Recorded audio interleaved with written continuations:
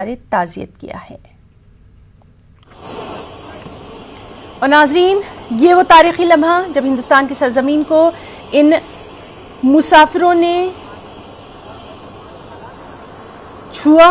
ہندوستانی فضائیہ کے طیارے کے ذریعے ہندوستانی شہریوں کو کابل سے لایا گیا ہے۔ 168 لوگوں کو لے کر C-17 جہاز ہنڈن ایئر بیس پہنچا ہے۔ 107 ہندوستانی شہری ہیں۔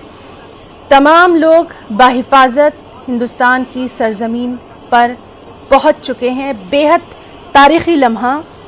لگاتار ہمارے ساتھی شیلیندر وانگو بھی موجود ہیں جو کہ پل پل کا وہاں سے اپڈیٹ ہمیں دے رہے ہیں۔ آپ دیکھ سکتے ہیں کہ اپنی سرزمین پر پہنچتے ہی کس طرح سے ایک سکون کی سانس جو ہے ان تمام لوگوں نے لی ہے۔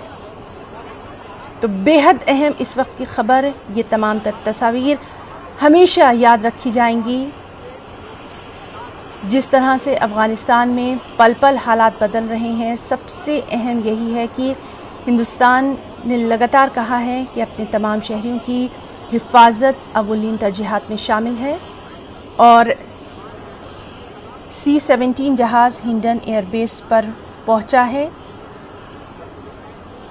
کابل سے جب اس نے اڑان بھری تھی اس وقت کی تصاویر بھی ہم نے آپ کو دکھائی کہ کیا جذبات رہے تھے، اور اب ان تمام لوگوں نے ہندوستان کی سرزمین کو چھوا۔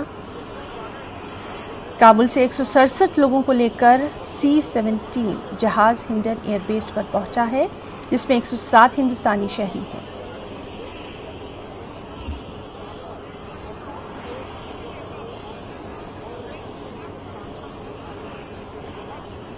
تصویریں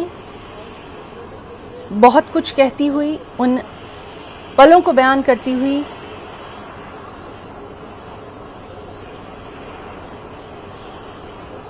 آپ لگاتار دیکھ رہے ہیں کہ افغانستان سے ہندوستانی شہریوں کو واپس ملک لانے کا سلسلہ جاری ہے، اور آج 390 مسافروں کو ہندوستان لایا جانے والا ہے۔ 168 افراد کابل سے سیدھا ہندوستان پہنچ چکے ہیں۔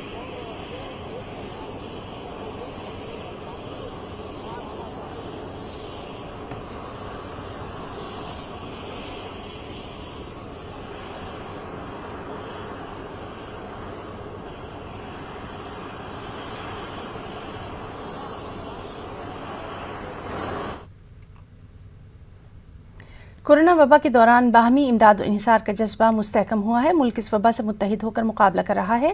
ٹیکہ کاری کے اعلان کے بعد ہم بہتر تعاون کریں جس سے ہم کورونا کو مات دینے کی جانب قدم بڑھا سکیں۔ نیٹ ورک 18 اس مہم میں ہر قدم پر آپ کے ساتھ رہے گا۔ جب تک سبھی محفوظ نہیں تب تک کوئی محفوظ نہیں ہوگا۔ اسی سوچ کی بنیاد پر ہماری مہم سنجیونی کا مقصد یہ یقینی بنانا ہے کہ ویکسین پانا سبھی ہندوستانیوں کا حق ہے۔